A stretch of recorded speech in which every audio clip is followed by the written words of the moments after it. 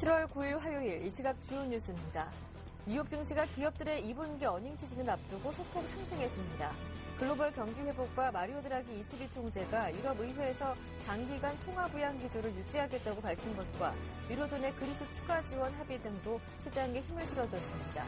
다우지수는 0.59% 올랐고 나스닥 지수와 S&P 500 지수도 각각 0.16%, 0.53% 상승했습니다. 유럽 증시가 일제히 상승했습니다.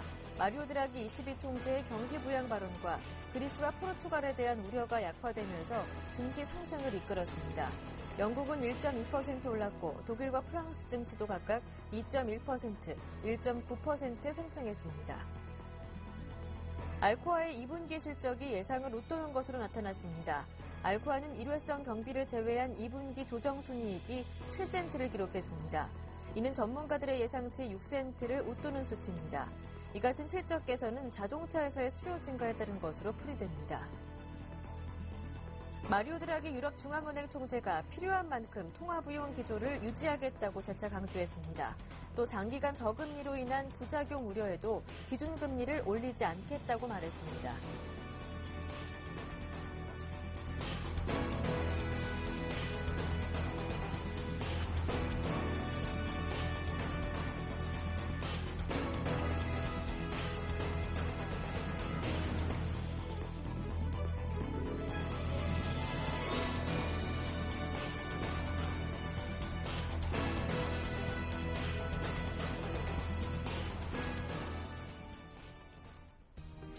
안녕하세요. 굿모닝 대박예감 김보람입니다. 어제 아시아 증시가 전반적으로 부진했던 가운데 코스피도 1% 정도로 하락하면서 마무리가 됐습니다. 삼성전자 여전히 위태한 모습을 보여주면서 장중에는 120만 원이 붕괴될 듯한 위험한 수준에 빠지기도 했었는데요. 하지만 앞서 마감된 미국 증시는 또 올랐고요. 유럽 증시도 함께 반등하는 모습이었습니다. 포르투갈과 그리스의 재정 우려가 줄어드는 모습이었고 22 유럽중앙은행 총재죠. 마리오 드라기 총재가 결국 장기간 통화 부양 기조를 유지하겠다고 밝히면서 이 발언도 호재가 되는 모습이었습니다. 미국 증시에서는 2분기 어닝 시즌에 대한 기대감도 함께 호재로 작용하는 모습이었는데요.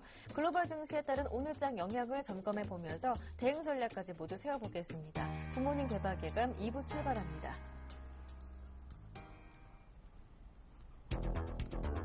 알코아를 시작으로 미국의 2분기 어닝 시즌이 시작됐습니다. 주요 외신들은 미국 기업들의 2분기 실적 발표를 앞두고 투자자들의 실망감이 늘어날 것이라고 보도하고 있는데요. 반면 기대치가 낮은 만큼 2분기 실적이 현재 시장이 예상하는 만큼 나쁘지 않다는 주장도 있습니다.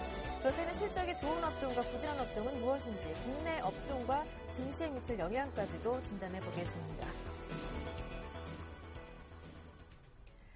이슈 진단해보고 관심 종목까지 받아보는 이상로의 모닝브리핑 함께하겠습니다. 샘플러스 이상로 전문위원님 모셨습니다. 안녕하세요. 네, 반갑습니다. 네, 간밤 알코아를 시작으로 미국의 2분기 어닝 시즌이 시작됐습니다. 일단 알코아는 시장 예상치를 조금 웃도는 성적을 공개를 했는데요. 2분기 어닝 시즌을 어떻게 보시는지 궁금하고요. 국내 기업의 업종의 영향 그리고 증시의 영향도 궁금해집니다. 예, 맞습니다. 일단 미국의 어닝 시즌이 좀 돌입을 했는데요. 미국의 어닝 시즌, 쉽게 말씀을 드린다면 일단은 국내 어닝 시즌도 알기가 상당히 힘듭니다. 미국도 그만큼 알기가 힘들다는 거. 먼저, 시청자 여러분들도 한번 좀 생각을 해보셔야 되는 게, 알코아의 실적 자체가 발표가 되었습니다. 이게 무슨 뜻이냐면, 알코아 같은 경우에는 글로벌 어느 정도의 알루미늄 생산 업체로서 상당히 유명한 회사죠. 그러면 지금 국제적인 원자재 가격이 어느 정도는 하락 추세에 있다는 것은 아시고 계실 겁니다. 그러면 여기에서 알루미늄 가격의 전반적인 추이를 한번 같이 살펴보시면요. 알루미늄 가격의 전반적인 추이 자체는 구리 가격과 더불어서 계속적인 하향 추세를 조금 나타내고 있죠. 그런 기업적인 입장에서는 그만큼 판매 단가 자체가 좀 더 부진할 것이다. 이런 전망치를 좀 더 나았다고 좀 보시는 게 좋겠고요. 화면에 나가는 것처럼 계속적인 우하향 추세가 지속되고 있는데 알코아가 오늘 생각보다는 좋은 실적을 발표를 했습니다. 적자였지만 그래도 생각보다는 선방하는 실적을 발표를 했고요. 거기에 대해서는 어느 정도 자동차 판매량이 늘면서 알루미늄에 대한 어느 정도 수요가 증가를 했다고 좀 보는 게 좀 좋겠고요. 그리고 한 가지 더 단서를 더 붙인다면 알코아가 어느 정도 자체적으로 생산량을 축소했다는 거죠. 그만큼 지금은 원자재 가격은 끊임없이 하락을 하고 있지만 알코아 같은 경우에는 어느 정도의 지금 생산량을 축소를 시키면서 판매 단가를 맞추는 모습이 좀 더 긍정적으로 해석이 되지 않았나 그렇게 좀 보시는 게 좋겠고요. 그러면 우리나라로 한 번 더 더불어서 한번 생각을 해보면 포스코라든지 아니면 현대제철 같은 기업들 그런 기업들 같은 경우에 어느 정도의 철강 가격 자체에 상당 부분 큰 영향을 줄 수가 있겠죠. 하지만 지금 같은 경우에는 알코아랑은 좀 더 다르게 생각을 하셔야 된다는 거죠. 일단 중국 쪽의 매출 자체가 많이 잡혀야 되는데 중국의 매출이 부진한 모습은 그대로 실적적인 부분도 악화될 영향이 상당히 높다고 조금 말씀을 좀 드릴 수가 있겠고 한 가지 또 말씀을 드린다면 일단 미국의 대부분의 실적 자체는 85% 정도가 기업이 생각보다 안 좋을 것이다 이렇게 전망을 하고 있습니다. 그 말은 무슨 말이냐면 실적적인 부분 자체를 계속적으로 하향을 시켜준다는 거죠. 그걸 하향을 시켜주고 난 다음에 영업이익이라든지 아니면 매출액 자체가 조금만 올라가더라도 어닝 실적이 된다는 부분 그런 부분 자체는 주식시장에 대해서 다시 한 번 더 기대감을 불러일으킬 수 있는 긍정적인 흐름을 조금 나타낼 수 있겠고요. 그런 관점에서 본다면 한국 증시는 아직까지도 고평가되어 있는 부분이 상당 부분 있다는 점을 조금 다르게 좀 생각을 하셔야 된다는 부분 좀 더 강조를 해드리겠습니다. 그리고 우리가 한 가지 더 보셔야 되는 게 바로 미국의 이번 주 같은 경우에는 금융주들이 실적을 발표를 할 예정이죠. 그래서 JP 모건이라든지 아니면 웰스파고 같은 세계적인 금융주들이 실적을 발표할 예정입니다. 하지만 지금 예상치 같은 경우에는 전년 동기 대비해서 한 18% 정도가 증가할 것이다. 그런 예상치를 조금 내놓고 있는데 그만큼 양적 완화의 기조가 계속적으로 유지가 됨에 따라서 어느 정도는 금융주 자체 그리고 자본시장 자체에 돈의 흐름이 유난하게 조금 흘러가고 있다는 분위기를 좀 더 나타낸다고 좀 보시면 좋겠고요. 그런 관점에서 봤을 때 미국 같은 경우에도 마찬가지입니다. 금융상품을 많이 팔아야지만 기업이 당연히 이익을 낼 수가 있겠죠. 그래서 미국은 원활한 공급이 이어지고 있는 상태에 이 분위기 자체가 우리나라 금융주 그리고 전 세계적인 금융주가 조금 더 추가적인 상승세에 좀 더 놓일 확률이 좀 더 높다고 좀 말씀드릴게요.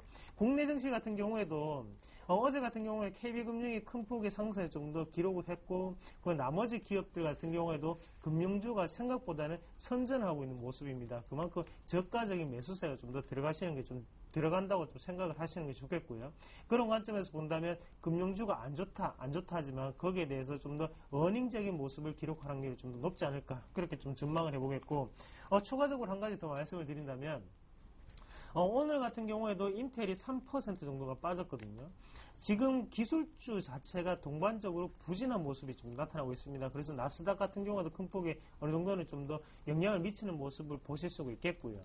지금 삼성전자라든지 아니면 SK하이닉스로 대표되는 우리나라 전기전 접종 같은 경우에도 이런 하락 추세 자체가 미국 시장이 반등하기 전에는 좀 더 힘들지 않을까, 좀 더 회복 시간이 좀 더 길어지지 않을까 그렇게 좀 보는 시각이 좀 더 높습니다. 그래서 삼성전자 지금 가격대 자체가 125만 원이 깨졌는데 쉽사리 바닥을 예정하기는 힘들 것 같아요. 그래서 우리가 시청자분들 그리고 개인 투자자분들 마찬가지지만 항상 하방 경직성을 확인하고 지금 삼성전자라든지 SK하이닉스의 가장 중요한 주포는 바로 외국인의 수급이죠. 하지만 외국인의 수급이 아직까지 안 들어온다는 점 자체를 우리가 좀 더 심각하게 좀 받아들이셔야 될 것 같고 거기에 대해서 2분기 실적이 사상 최대치를 기록을 했지만 미국이라든지 아니면 외국인 그리고 우리는 좀 더 3분기에 지금보다 더욱더 높은 실적을 더욱더 원하고 있다는 거죠. 하지만 그런 데에 대해서 아직까지는 좀 더 부정적인 시각이 있기 때문에 그 부분을 좀 더 참고를 하시면 좋겠다. 그렇게 좀 말씀드릴게요. 그러면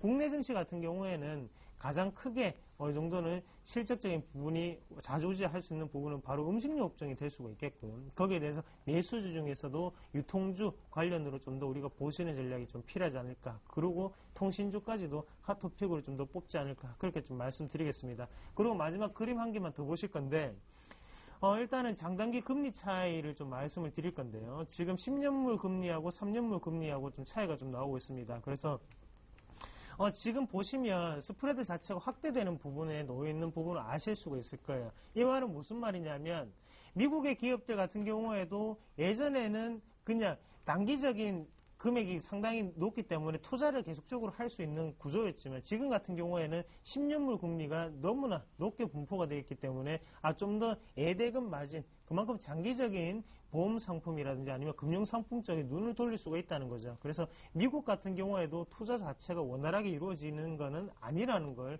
한 번 더 명심을 하셨으면 좀 좋을 것 같습니다. 그래서 한국 증시를 뭐 어느 정도 더불어서 생각을 해본다면 한국 증시 같은 경우에도 마찬가지로 장단기 금리 차이가 상당 부분 벌어져 있죠. 그러면 기업이 그만큼 투자를 하기에는 긍정적인 그런 분위기는 아니겠구나. 그만큼 투자를 좀 더 아끼면서 기업 실적 내 그리고 마진 자체를 좀 더 올리는데 더욱더 영향을 좀 더 미치지 않을까. 그렇게 좀 보시는 좀 시각이 좀 중요할 것 같습니다. 매출액이 크게 올라가는 기대보다는요. 지금은 영업이익이 좀 더 높게 분포가 될 수 있는 기업들 그를 좀 더 우리가 눈여겨보시는 전략이 좀 필요하다고 말씀 좀 드리겠습니다. 네.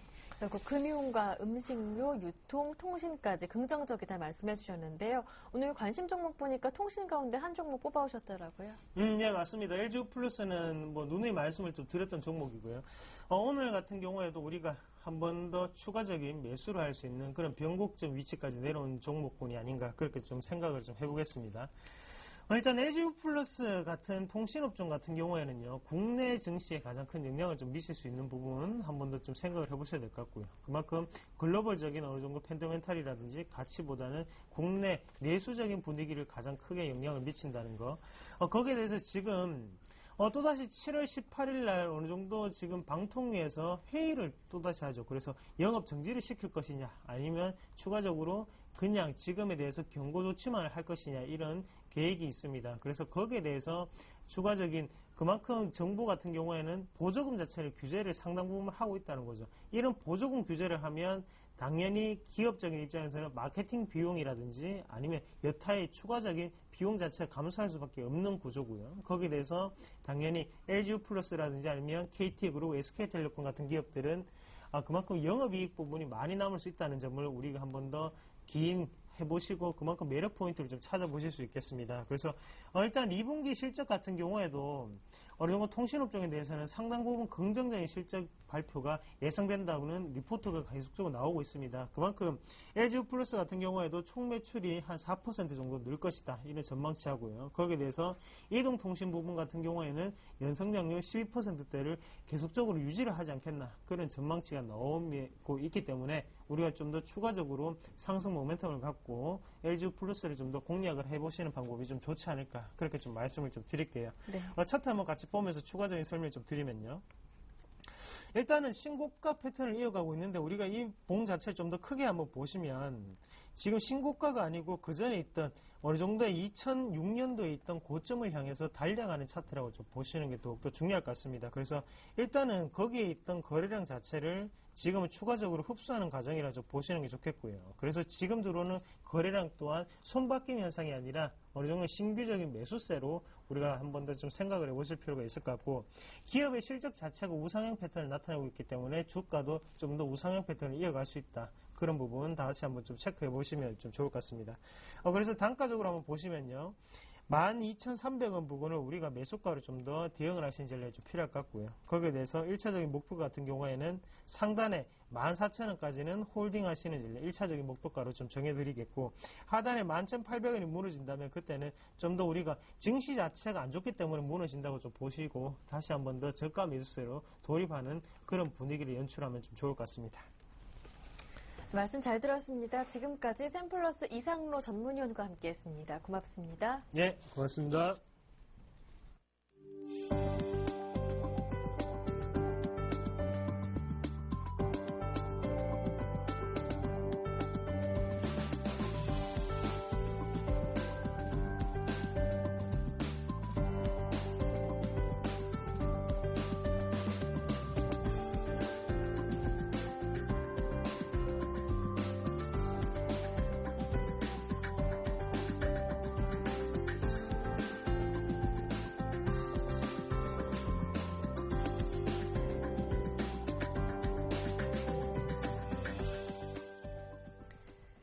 최병곤의 종목박스 시간 이어가겠습니다. 샘플러스 최병곤 전문위원님 모셨습니다. 안녕하세요. 네, 안녕하세요.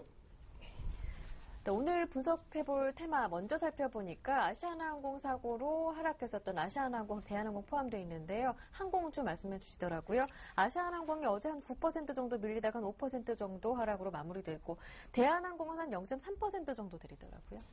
예, 일단 항공주 자체가 지금 현재 추세가 별로 좋지 않은 상태에서 그 사고가 돌발적으로 발생을 했습니다. 그래서 일단 뭐 지금 현재로서는 그 악재가 발생한 셈인데 하지만 이런 과거에도 그렇다시피 이런 천재지변이라든지 아니면 돌발적인 사고에 대해서는 주가가 관대한 모습을 많이 보여왔었습니다. 그래서 실제로 그 내용이 회사에 정말로 치명적인 타격을 입히는 내용이 아니다라면은 그런 악재들 같은 경우에는 시간이 지나면 회수가 될 것으로 예상을 많이 하는 시각들이 많고요. 그러다 보니까 주가가 단기간에 하락에 거치는 경우가 많았습니다. 이 아시아나항공의 이번 사고도 현재로서는 어쨌든 간에 그 보험 가입이라든지 이런 것들이 다 이루어진 상태이기 때문에 회사가 실질적으로 손해보는 것은 아마 크지는 않을 것으로 현재 분석을 하고 있는 상황이고요. 역시 뭐 사망자나 부상자에 대한 어떤 보상 문제 이런 것들이 잘 협의가 된다면은 이 사고 자체가 주가에 미치는 영향은 그다지 크지는 않을 것으로 판단을 하고 있습니다. 그리고 어제 또 실제적으로 그렇게 주가가 반영이 됐고요. 또 그 보험 같은 경우에도 지금 현재 대략적으로 보험 가입 금액이 한 1조 5천억 정도 수준의 금액을 가입을 한 상태고 또 그것이 이제 국내 보험업계에 가입을 했습니다만은 국내 보험업계는 또 그 외국계 보험사에 재보험을 들어놓은 상태이기 때문에 실질적으로 손해가 보는 금액은 한 50억 정도에 그칠 거라고 하죠. 그래서 보험업계 자체도 어제 충격이 그다지 크진 않았고 앞으로도 뭐 큰 그거는 없을 것으로 예상을 하고 있습니다. 하지만 이제 문제는 그 대한항공이나 아시아나항공 양사 모두 다 지금 현재 경기 침체를 겪다 보니까 주가가 계속해서 저점을 깨고 내려가고 추세가 약한 것이 가장 큰 문제가 되겠거든요. 그래서 실질적으로 아시아나항공이나 대한항공 모두 다 그런 사고 내용과 관련 없이 지금은 단기적으로 관망세를 취하거나 아니면은 반등시 매도를 하는 전략이 바람직하다라고 볼 수 있겠습니다. 그래서 현재로서는 그 추석이나 이런 그 여름 휴가나 이런 성수기에 실적을 한번 기대는 해볼 수 있는데 현재 당장에 바로 급등 추세를 타기는 좀 어려운 관계로 그런 관점에서 이 종목들의 비중을 좀 줄여 나가시는 쪽이 필요하겠다 해서 이렇게 말씀을 좀 드리도록 하겠습니다. 네, 항공주 일단은 사고로 인한 하락폭은 제한적일 것이다. 다만 하락 추세가 이어지고 있다는 점이 더 문제다 말씀해 주셨습니다. 일단 반등 시 매도 의견을 주셨습니다. 지난 종목 AS를 해볼 텐데요. 6월 21일에 말씀해 주셨던 바른손 게임즈입니다. 종가상으로는 손절가 1,400원을 지지를 해주면서 이제 목표가도 거의 다 왔는데요. 예, 일단 바른손 게임즈 같은 경우에도 지금 반전이 나와서 일단 수익을 주고 있는 상황인데요. 그 바른손 게임즈 같은 경우에도 패턴적으로 좀 공통점이 있습니다. 주가가 단기간에 급등세를 탔다가 그 6월달 하락에 의해서 주가가 거의 상승하기 이전 수준까지 떨어졌다가 다시 이제 기술적 반등 형태로 반등 시도를 하고 있는 상황인데요. 뭐 최근 들어서는 아무래도 이런 형태의 종목들이 하락폭이 상대적으로 좀 적거나 아니면은 또 상승을 오히려 하는 모습들을 많이 보여주고 있습니다. 그래서 아무래도 좀 안정적인 진행을 보인다라고 할 수 있겠는데요. 다만 아쉬운 것은 이런 종목들이 지금 현재 시장에서 추세를 계속 되살리면서 올라가기가 좀 어렵다라는 것이죠. 그래서 그런 부분들을 감안할 때 우리가 이제 목표치를 좀 짧게 잡고 짧은 수익만을 노리는 것이 바람직하다 이렇게 볼 수 있겠습니다. 지금 현재 바른손 게임즈 같은 경우에도 이제 모바일 게임 쪽에 순환매가 한번 들어올 가능성이 있기 때문에 목표치에 도달하면은 그대로 매도 타이밍을 잡고 수익 실현을 하는 형태로 가는 것이 바람직하다라고 말씀드리겠고요. 앞으로도 이제 이런 종목군에 대한 다양한 공략이 필요하다라고 할 수 있겠습니다. 아무래도 많이 떨어졌기 때문에 상대적으로 추가 하락이라든지 이런 것들이 그다지 크지는 않을 가능성이 높은 관계로 좀 여유 있게 접근 포인트를 찾아가실 수 있을 것 같고요. 저도 이 시간을 통해서 이런 패턴의 종목들이 많이 있으면은 많이 소개를 좀 드리도록 하겠습니다. 네. 네, 끝으로 오늘장 관심 종목 어떤 종목인지 들어볼게요. 오늘은 어떤 종목인가요? 예, 오늘은 최근에 매수가 가장 많이 들어온 그 셀트리온 관련주인데요. 네. 셀트리온이 최근에 그 램시마 승인 때문에 주가의 상승이 상당히 좋습니다. 그리고 요 며칠 사이에 이제 좀 쉬어가는 모습을 보이고 있는데, 어차피 지금 시장에서 전체적인 분위기를 봤을 때는 매수가 들어오는 종목들 쪽으로 많이 매수가 몰릴 가능성이 크기 때문에, 그 매수가 몰리는 종목군이 역시 이 바이오나 줄기세포 관련주다라고 판단이 됩니다. 그래서 셀트리온도 조정을 줄 때 이제 공략을 하거나 아니면은 조정 시 매수 기회로 잡는 것이 좋다라고 판단을 하고 있고요. 또 셀트리온의 2대 주주라고 할 수 있는 바이오톡스텍 같은 경우에도 최근 들어서 조정을 많이 받았기 때문에 저가 매수로 한번 기회를 노려볼 수 있다라고 판단이 됩니다. 아무래도 이제 조정 자체가 지금 현재로서는 상당히 많이 나온 상태예요. 고점 대비해서 지금 연속적인 조정이 대략적으로 대략적으로 한 20% 이상 지금 조정이 나온 상태이기 때문에 뭐 연속 조정에 따른 기술적 반등이나 이런 것들이 상당히 좀 강하게 나타날 수 있다라고 판단됩니다. 최근에 시장 자체가 많이 침체를 보이면서 움직임이 답답해지기 때문에 작은 수익이라도 나올 수 있는 상황이라면은 그 수익을 노리고 들어가는 것이 지금 효과적이라고 보고 있고요. 추세를 보고 공략을 하기보다는 단기 수익을 보고 노리는 것이 지금은 오히려 수익 면에서는 도움이 된다라고 할 수 있겠습니다. 요번에 반전 포인트를 잡으면은 쌍바닥을 형성하면서 주가 상승이 나올 수 있는 흐름을 기대해 볼 수 있으니까 한번 노려보실 수 있겠습니다. 매수가는 6,100원에서 6,200원 정도 보시면 되겠고요. 목표가는 7,200원 정도 잡으시면 되겠습니다. 그리고 손절가는 5,500원 정도로 잡도록 하겠습니다. 네. 오늘은 바이오톡스텍에 대한 자세한 대응 전략 함께했습니다. 지금까지 샘플러스 최병권 전문위원님과 함께했습니다. 고맙습니다. 네, 감사합니다.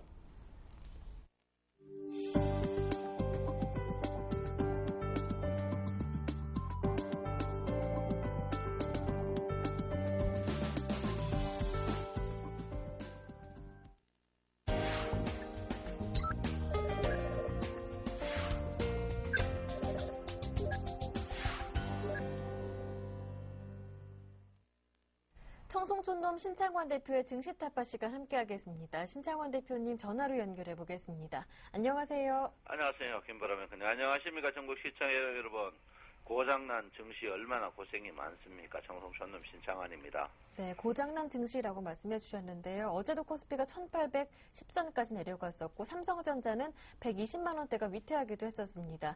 이제 다음 주까지 1900을 보지 못한다면 1800을 깨고 전 저점까지도 내려갈 수 있다 말씀해 주셨었는데요. 오늘 장은 또 어떻게 보시는지요?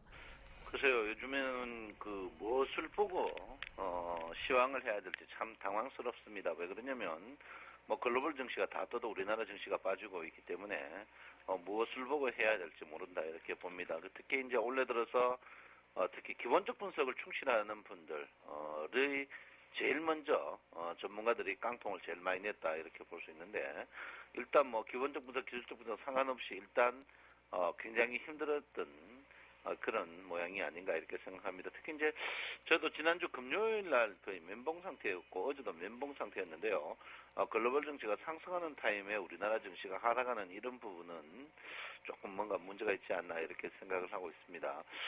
제가 어제 이제 주식 승천에서도 이야기를 했는데 글로벌 전자 IT 업종들의 퍼와 모든 것을 다 종합해 볼 때 삼성전자가 절대 저평가였습니다. 근데 이제 삼성전자가 집중 매도 나오는 그런 모양이다 이렇게 봅니다. 그래서 삼성전자가 일단 481평을 어제 이제 수렴하는 그런 모양이 보이는데, 글쎄요, 저는 아직까지 삼성전자가 살아있는 부분이다. 왜 모든 증시가, 우리나라 증시가 모든 것이 이제 삼성전자로 결론 지어졌다는 이렇게 보기 때문에 일단 삼성전자가 반등이 오늘보다는 좀 나오지 않을까 이렇게 생각하는데, 우리나라 증시 자체가 워낙 고장난 시기라서 글로벌 증시 상관없이 이제 빠지는 그런 모양입니다. 그래서 왜 빠지느냐고 볼 때 너무 우리 증권 쪽을 소외시키는 그런 부분이 아닌가 이렇게 생각을 하고 있습니다. 증시가 참 너무 고통스럽죠. 중국 증시만 전저점을 깨더라도 살짝 깼죠. 우리나라처럼 전저점을 깨고 이 전저점 상승에서 하락하는 만큼 이렇게 하락하는 것은 글로벌 증시에 우리나라 증시밖에 없다 이렇게 봅니다. 어쨌든 여러분 고장난 시계를 차고 있지만 고장난 시기가 정확히 하루 두 번은 맞습니다. 두 번은 맞다는 것은 제가 볼 때는 21일평의 반등이다. 21일평이 결론적으로 21일평 결론 위에 가면 주가는 조금 가벼워질 것이다. 이게 이제 고장난 고장난 이제 시계의 첫째고, 두 번째는 60일 이평에서 한번 쉴 것이다. 60일 이평은 항시 주가가 30일에서 40일 동안 한번 부딪힌다. 이거는 정석이거든요. 이 시기는 두 번 다 맞을 걸로 저는 예상하고 있기 때문에 여러분께서는 너무 속상해하더라도 기다리시면 좀 되지 않을까 이렇게 생각하고 있습니다.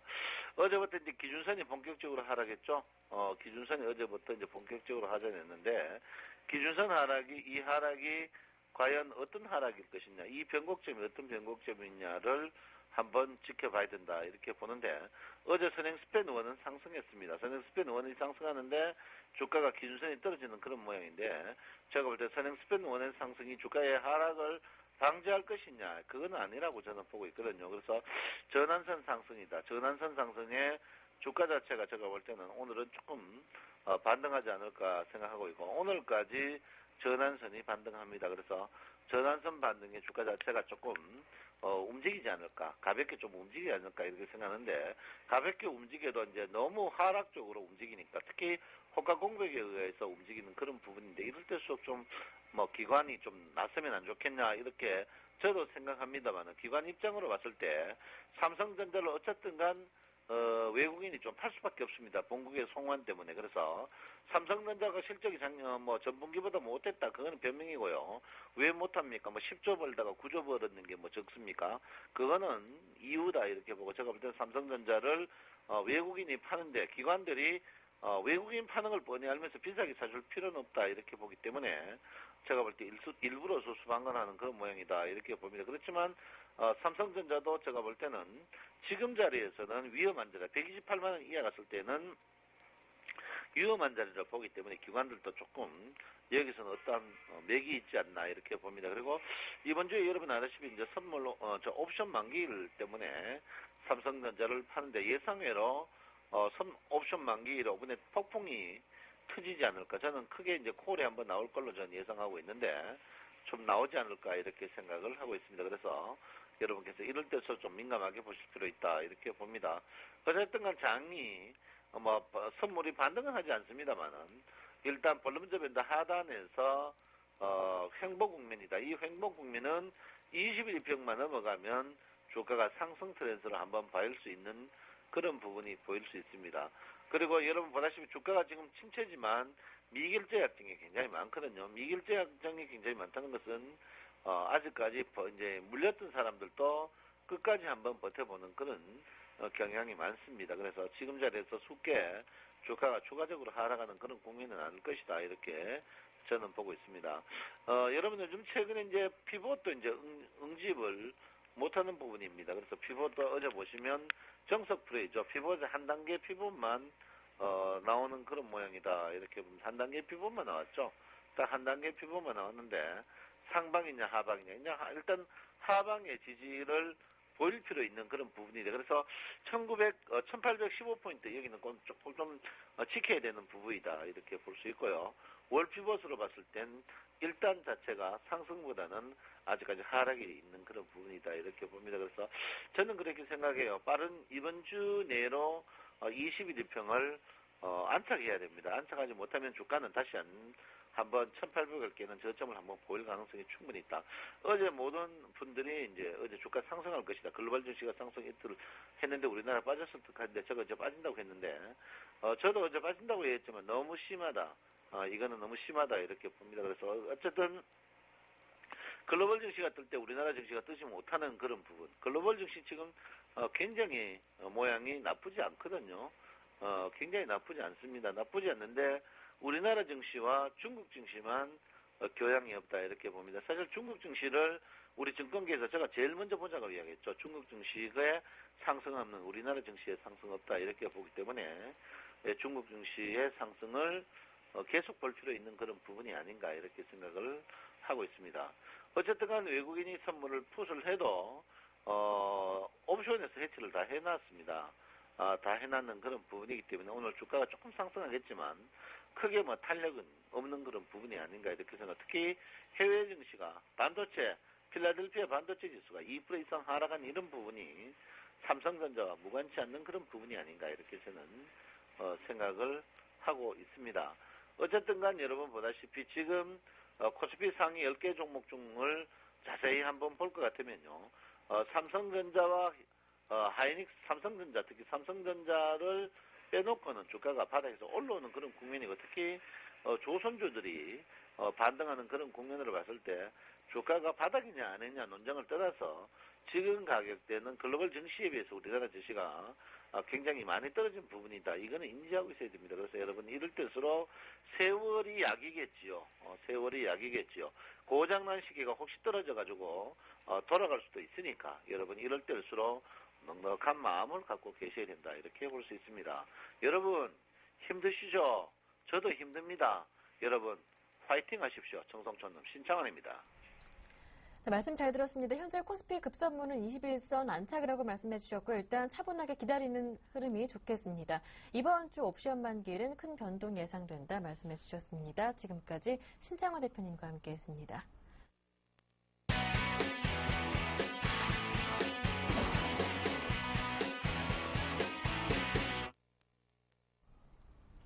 최명성 멘토의 최강 종목 시간 함께하겠습니다. 샘플러스 최명성 멘토 전화로 연결해 보겠습니다. 안녕하세요. 네, 안녕하세요. 오늘도 상큼하게 출발하는 최명성 소장입니다. 네, 어제 장에서 대부분 하락하는 가운데서 조선주가 반등하는 모습이었는데요. 오늘 관심 종목 두산엔진이더라고요. 어제도 한 5% 정도 오르던데요. 네, 오늘의 관심주는 두산엔진입니다. 선박용 엔진 위주의 엔진 전문 메이커로서 선박용 엔진 및 이에 부수되는 부품을 공급하고 있습니다. 현재 세계 2위 저속 엔진은 약 23%의 시장 점유율을 유지하고 있으며 한국 세계 엔진 공급업체가 전 세계 엔진의 60% 이상을 생산하며 선박에 탑재하고 있습니다. 현재 3년 연속 매출 및 영업이익이 영합니다. 유보율이 850%로 안정적입니다. 차트를 보면서 말씀드리겠습니다. 현재 그 바닥권에서 거래량 증가 중입니다. 심리도 및 신용비율도 양호합니다.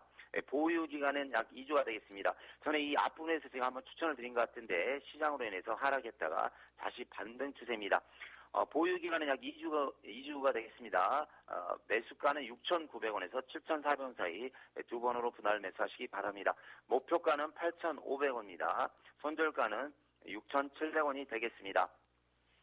요즘 시장이 상당히 어렵고 힘이 듭니다. 제 생각으로는 지리산에서 10년, 한라산에서 10년, 태백산에서 10년 동안 돌을 닦고 주식 공부를 하고 세상에 내려와도 깡통차기 딱 알맞은 시장인 것 같습니다. 기법이나 이론, 시장대로 움직이지 않기 때문입니다. 이럴 때일수록 침착하게 인내하며 차분히 대응하는 수밖에 없습니다. 무슨 일이든지 침착하며 인내하면서 대응하면 성공하는 법입니다. 저도 힘들 때가 많이 있지만 그때마다 우리나라 성공한 유명 인사들을 생각하면서 저희의 본보기로 삼고 있습니다. 그 중에 한 명이 전국 노래자랑의 MC 송희 씨입니다. 송희 씨는 1925년 4월 황해도 출신인데요. 해주예술학교를 졸업한 뒤 단독으로 남한으로 내려온 사람입니다. 흔히 한국사에서 말하는 돈이나 백, 연줄도 하나 없이 몸 하나 대랑 남은 사람입니다. 올해 나이 89세인데요. 현역 연예인 중 최고로 나이가 많은 연예인입니다. 1984년부터 30년 동안 전국 노래자랑을 맡고 있는데요. 우리나라 국민투표에서 꼬마 어린이부터 나이 드신 어르신까지 가장 좋아하는 연예인은 송혜 씨로 나와 있습니다. 일명 문학의 대통령으로 부르고 있습니다. 옛날에 가수나 코미디언으로 활동했을 때는 사실 별 인기가 없었는데요. 전국 노래자랑을 맡으면서 지금껏 꾸준히 재미있게 성실하게 스캔들 없이 30년 동안 자신을 잘 관리하면서 그 자리를 지키고 있습니다. 재미있는 것은요, 전국 노래자랑을 보면 지금껏 전국에 있는 유치원생부터 이쁜 아가씨, 아줌마, 나이 드신 할머니까지 수만 명이 몰려와서 송혜 씨에게 먼저 뽀뽀하고 포옹을 해도 지금까지 스캔들 한번 본 적이 없습니다. 여러분 힘이 들 때마다 89세이면서 전국 노래자랑 MC인 송혜 씨를 생각하면서 현재 여러분의 인생이나 주식을 잘 관리하면서 끝까지 인내하면서 롱런하시기 바랍니다. 오늘은 여기까지 말씀드리겠습니다. 말씀 잘 들었습니다. 지금까지 샘플러스 최명성 멘토와 함께했습니다. 고맙습니다. 네, 감사합니다.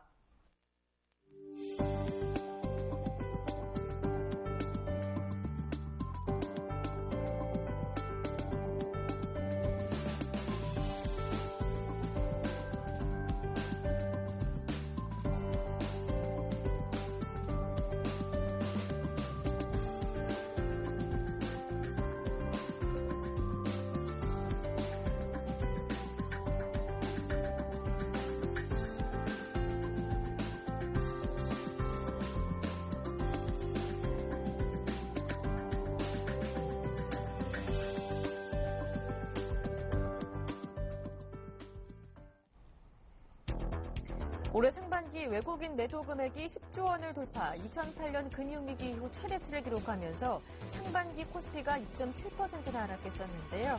하지만 7월 들어서도 외국인들의 매도가 멈추지 않고 있는 상황입니다. 매도를 지속하는 외국인들의 속마음은 무엇이고 앞으로 전망은 어떤지 집중 진단합니다. 자세한 내용은 한맥투자증권의 이재광 상무님과 함께하겠습니다. 상무님 안녕하세요. 네, 안녕하세요. 오래간만입니다. 예, 반갑습니다. 네. 월요일장에서 코스피가 반등하나 싶었는데 결국 1810선까지 내려가면서 하락 마감이 됐습니다. 외국인들의 매도가 무엇보다 계속 이어지고 있는 점이 걱정스러운데요. 그 이유는 무엇이고 앞으로 전망은 또 어떻게 보시는지요? 네, 벌써 2013년도도 이제 하반기입니다. 벌써 7월 달이 시작이 됐죠. 사실 2013년도에 들어서면서 국내 시장의 최대 이슈가 디커플링이었습니다. 왜냐하면 해외 증시, 특히 미국과 일본 증시는 아주 헐헐 하는 그런 모습을 보여주고 있는데 국내 시장은 아주 극심한 침체 국면을 보였죠. 또 상승하더라도 소폭 상승하고 그치고 마는 그런 모습을 보였습니다. 자, 하반기 들어서 좀 더 나아질까 하는 기대감이 들고 있는데요. 그러나 역시나 국내 시장 하반기에도 아주 침체 국면에서 벗어나지 못한 아주 극심한 가뭄의 형태를 주시장에서 보여주고 있는 것이 아닌가 이렇게 생각이 됩니다. 그 가장 큰 이유가 외국인의 매도입니다. 자, 이 외국인의 매도, 과거에도 국내 시장 거의 천수답 장세와 같이 외국인이 매수해주면 주가가 그나마 상승하고 그들이 등 돌리면 여지없이 빠지고 마는 아주 전형적인 약세 국면 천수답 장사, 외국인에 의한 천수답 장세 형태를 보였는데요. 하반기 들어서도 그 개선 조짐은 보이지 않고 있습니다. 특히 최근 들어서 이 외국인의 매도가 계속해서 다시 가속화되는 그런 모습을 보이고 있기 때문에 더욱더 불안한 것이 아닌가 이렇게 생각이 됩니다. 사실 지난 5월 달에는 연초 매도에서 5월 달에 7,781억 원 순매수하면서 코스피 시장을 기준으로 외국인이 이제는 좀 매수해 주지 않을까 하는 기대감을 들었습니다만 지난 6월이죠. 버네키 회장의 양적 완화 축소 보도가 나오면서 외국인들이 집중적인 매도를 하는 그런 모습을 보였습니다. 여기에다가 그 뱅가드 펀드 청산 소식까지 전해지면서 일부 해치펀드 청산 소식까지 전해지면서 외국인의 매도가 지난 6월 달에는 무려 5조 원대 육박하는 그런 모습을 보였죠. 예, 화면에 나오고 있네요. 그리고 7월 현재 어제까지 6,460억 원을 순매도하고 있습니다. 엄청난 규모입니다. 이렇게 된다면 이 7월 달도 과연 얼마나 매도할지 의문시 되고 있는 그런 형국을 보여주고 있는데요. 자, 그렇다면 외국인이 왜 유독 국내 시장을 매도하느냐? 그 이유는 물론 제가 여기서 여러분에게 수학 1 더하기 1은 2입니다 이런 것처럼 딱 정확하게 짚어드릴 수는 없습니다만 그들의 매도 이유를 그냥 제 나름대로 분석해본 결과 첫 번째는 지금 지금 해외 증시는 그나마 안정적인 모습을 보이고 있지만 국내외적으로 이 기관 투자가들 포함한 큰손 세력들이 상당히 불안해하고 있다는 겁니다. 왜냐하면 최근 미국 시장의 상승세를 보이고 있지만 이 상승의 가장 큰 이유가 뭐냐면 돈의 힘에 의해서 밀어올리는 그 유동성 장세 형태를 벗어나지 못하고 있거든요. 일부 기업들의 실적이 호전되고 있습니다만 크게 나빴다가 다소 좋아지는 그런 수준에 그치고 있다는 거죠. 그렇다면은 가장 큰 이유 중에 하나가 국내외 투자자들이 유동성 확보를 위한 매도이지 않나 이렇게 생각이 됩니다. 그런데 왜 국내 증시만 유독 매도하느냐? 국내 증시뿐만 아니라 동남아 증시를 전반적으로 매도하는 그런 모습이 펼쳐지고 있다는 점이죠. 더군다나 국내 증시는 유동성이 굉장히 좋습니다. 그러다 보니까 국내 증시가 유독 외국인의 매도에 민감한 그런 형국을 보여주고 있다 이렇게 생각이 되고요. 두 번째는 말씀드렸다시피 G2 국가들이 참 지금 불안합니다. 미국은 양적 완화 축소를 한다는 발표를 했고요. 이미 경제지표 호전되는 모습으로 봐서는 올 9월이나 그렇죠? 늦어도 올 9월이나 올 연말에는 실시할 가능성이 있습니다. 이에 따른 불안감이 이미 주가에 반영되고 있는 모습이고요. 또 하나는 중국입니다. 이 중국이 경기 둔화가 계속해서 이어지고 있다는 점이 가장 큰 불안 요인이 아닌가 이렇게 생각이 되고 있습니다. 물론 어제 중국에서 규제 완화를 포함한 정부 지출 축소, 감세 등 시장 경제 촉진을 위한 대대적인 조치를 시행하겠다는 발표를 했습니다만 과연 그 효과가 어느 틱에 나타날지는 한번 지켜봐야 됩니다. 어쨌든 이 G2 국가들의 불안감이 국내 증시, 외국인의 매도를 가속화시키는, 지속시키는 하나의 요인이 됐고요. 또 하나는 환율입니다. 제가 이 시간을 통해서도 전에 한번 언급을 해드린 것으로 기억을 합니다. 투자자분들께서 국내 투자하고 있는 외국인 투자가들이 과연 매도를 할 것이냐, 매수로 전환될 것이냐, 매도를 언제까지 할 것이냐, 그 기준 포인트는 여러분 원달러 환율을 기준으로 보세요. 어제 원달러 환율이 10원 가까이 상승하면서 1152원으로 1150원대를 돌파한 급등 양상을 보이고 있습니다. 사실 환율이 이렇게 급등한다는 얘기는 수출주에는 굉장히 큰 호재입니다. 엄청난 호재죠. 더군다나 국내는 수출 드라이브 정책을 쓰고 있기 때문에 삼성전자라든지 현대차라든지 조선 같은 이런 수출 환경의 개선에는 급격하게 호재로 보입니다. 근데도 불구하고 그들 중 급락을 보였거든요. 외국인의 매도로 인해서.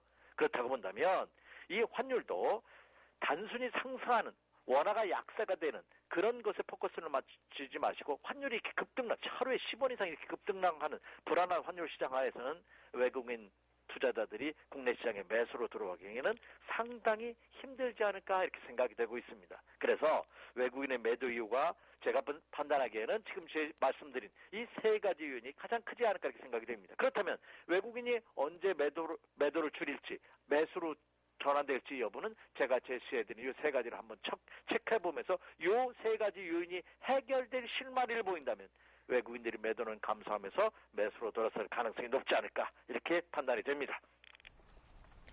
삼성전자의 추가 하락과 그 이유 앞으로의 전망도 궁금해지는데요. 어떻게 보시는지요? 네, 지금 전 삼성전자 어찌 보면은 참 사상 최대의 실적 9조 5천억 그죠? 이 정도 실적이라면 벌써 삼성전자는 상승해야 되지 않나 생각이 됩니다. 그럼에도 불구하고 외국인들이 집중적인 매도가 이어지고 있습니다. 뭔가 저는 이게 좀 이상하다고 생각합니다. 왜냐하면 향후 반도체와 핸드폰 시장에 대한 우려감으로 인해서 삼성전자를 매도한다면 다른 반도체 관련주라든지 다른 핸드폰 관련주도 국내외적으로 국내뿐만 아니라 외국의 관련주도 급락을 해야 됩니다. 근데 그렇지 않거든요. 국내 시장만 한번 보면 삼성전자를 집중적으로 매도했던 지난달과 이달 초의 모습을 보면 가장 많은 매수를 보였듯이 SK하이닉스입니다. 외국인 투자가들이. 그렇다고 본다면 삼성전자를 매도하면서 하이닉스를 매수한다? 이거는 그렇죠. 업종이나 그렇죠. 테마에 의한 매수 매도가 아니라 그들이 전략적으로 종목에 의한 비중 축소와 확대라는 얘기죠. 그렇다고 본다면 삼성전자의 최근의 집중적인 매도는 다분히 인위적인 모습을 보이고 있지 않나 하는 생각을 가져봅니다. 따라서 삼성전자의 매도는 여러분 이건 복합적으로 한번 생각해 보셔야 돼요. 제가 아침 시간이기 때문에 제가 장황하게 말씀을 못 드리지만 뭔가 이유가 있습니다. 자, 특히 가장 제가 비근한 예를 하나 들게요. 최근 지난달에 국내 그 프로그램 매매 동향, 차익거래와 비차익거래에서 차익거래와 연계된 외국인들의 이런 눈에 보이지 않는 불법은 아닙니다만 합법을 가장한 뭔가 좀 보이지 않는 검은 손이 들어온 것 같아요. 그 가장 큰 이유가 과거까지 지난해까지는 국내 프로그램 매매에서 차익거래에서 외국인과 국내 기관 투자가들 비중이 거의 비슷했습니다. 특히 차익거래 절대 비중을 차지했던 것이 국내 그 지자재거든요. 특히 우정사업본부, 우정사업본부 예전에 우체국이었죠. 여기서 차익거래를 절대적 하루에 한 2, 3천억 정도의 월 기준으로 본다면 그런 매매거래를 해줬는데 올해 들어서 이 우정사업본부에서 차익거래를 하지 않습니다. 거래세 관계 때문에. 그러다 보니까 외국인 투자 이익, 차익거래, 선물, 그리고 현물 시장에서 시가총액 1위는 삼성전자 요 세 가지 종목을 가지고 뭔가 그들의 보이지 않는 그들 이익 극대를 위한 어떤 쇼를 벌이고 있는 것이 아닌가 하는 생각을 저는 강하게 합니다. 자, 다시 원론 들어와서 따라서 이런 복합적인 관계가 작용하면서 최근 삼성전자가 급락하지 않나 이렇게 생각이 되는데요. 삼성전자 주가 차트 한번 띄워주시죠. 이 삼성전자의 주가 차트를 한번 보시면요.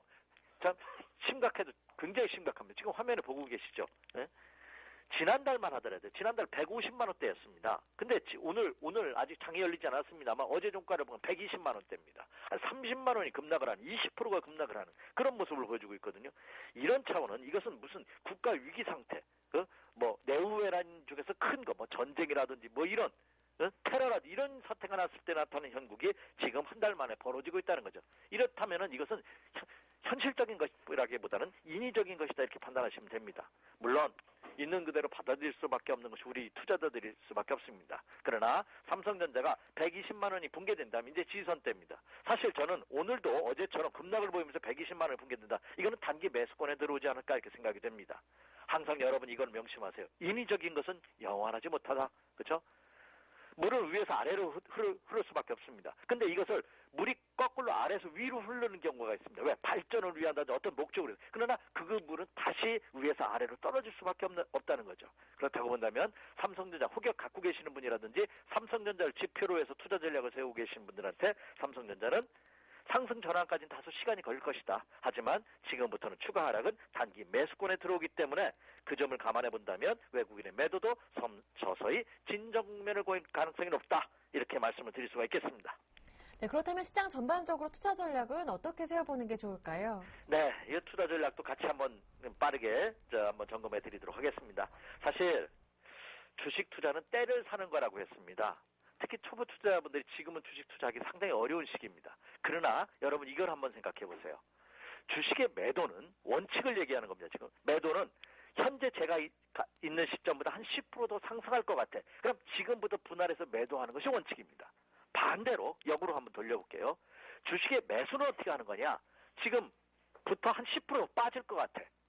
정확하게 바닥은 모르죠. 바닥을 한다면 바닥에서 하죠. 그러나 지금부터 한 10% 맥시멈. 그러니까 다시 말씀드려 지금 어제 국내 코스피 시장을 기준으로 본다면 종가가 1816포인트였습니다. 1800포인트대거든요. 1810포인트대. 그럼 여기서 10%가 더 빠진다면 180포인트가 빠져야 됩니다. 그럼 1600포인트대예요. 그러면 국내 시장을 최악으로 보는 JP모건을 포함해서 외국인 투자가 국내 시장에 대해서 좋지 않은 레포트를 내고 있는 외국인 투자가들의 기준으로 본다 하더라도 여기서 10% 더 빠질 거라고 생각하지 않거든요. 그렇다면 최경영애들은 지금부터 이 하락은 매수권에 들어오고 있다는 점을 여러분 명심하시기 바랍니다. 자, 국내 코스피 시장 일봉 차트 한번 보여주세요. 자, 여러분에게 제가 국내 코스피 시장 일봉 차트를 한번 제시해 드리도록 하겠습니다. 자, 지금 보세요. 지난달에 찍었던 저점, 지난 6월달에 찍었죠. 그 저점과 다시 쌍바닥으로 찍으러 가는 그런 과정의 모습입니다. 설사 그 저점을 붕괴시킬 가능성도 있고 붕괴시키지 않을 가능성도 있습니다. 그 저점이 1770이에요. 그렇다고 본다면 지금부터 이 하락은 크게 두려워할 필요는 없다. 다만 여전히 아직까지는 바닥을 찍으러 가는 과정이기 때문에 그 과정이 필요하다. 그럼 지금부터의 투자 전략은 이미 정해졌습니다. 어떻게? 지금부터 급락시 매수했다가 짧게 끊어치는 단기 매매 전략이 많이 가능하다는 거죠. 그것이 자신 없으신 분이라면 조금 더 기다리시기 바랍니다. 왜냐하면 지금부터 이 오는 하락은 말씀드렸다시피 바닥을 다지는 과정이라는 점을 여러분 명심하시기 바랍니다. 자, 그렇다면 왜 그렇게 생각하냐? 더 하락할 수도 있지 않느냐? 그러면 미국 다우존스 공업지수 차트 한번 띄워주시기 바랍니다. 지금 시간이 없네요. 자, 빠르게 진행하죠. 자, 제가 왜 국내 시장에 대해서 그래도 향후 기대감을 없냐면 세계 증시를 이끌고 있는 것이 미국 시장입니다. 다우는 다시 한번 직전 고점 돌파 시도를 하고 있습니다. 물론 미국 시장과 지금 국내 시장이 디커플링 되고 있습니다. 하지만 이것은 단기적인 겁니다. 디커플링도. 결국은 같은 대열로 합류할 수밖에 없거든요. 그렇다고 본다면 미국 시장의 이런 상승은 국내 시장에서 긍정적인 모습을 보일 가능성이 높다. 어제도 생각보다 큰 폭의 하락세를 보였습니다. 그렇다면 오늘장, 화요일장입니다. 저하고 여러분께 진짜 타이밍은 잘 맞춘 것 같아요. 하락하는 데 어렵다고 생각하지 마시고요. 금일장에서 오히려 하락은 단기 매수권에 들어올 가능성이 높다는 점 명심하시면서 단기 매매에 자신 있으신 분이라면 오늘장을 한번 노려볼 필요가 있겠다. 이렇게 생각이 됩니다. 네, 말씀 잘 들었습니다. 고맙습니다. 네, 감사합니다. 지금까지 이재광 상부님과 함께했고요. 오늘 저희가 준비한 내용도 여기에서 마무리하겠습니다. 함께해 주신 여러분 고맙습니다.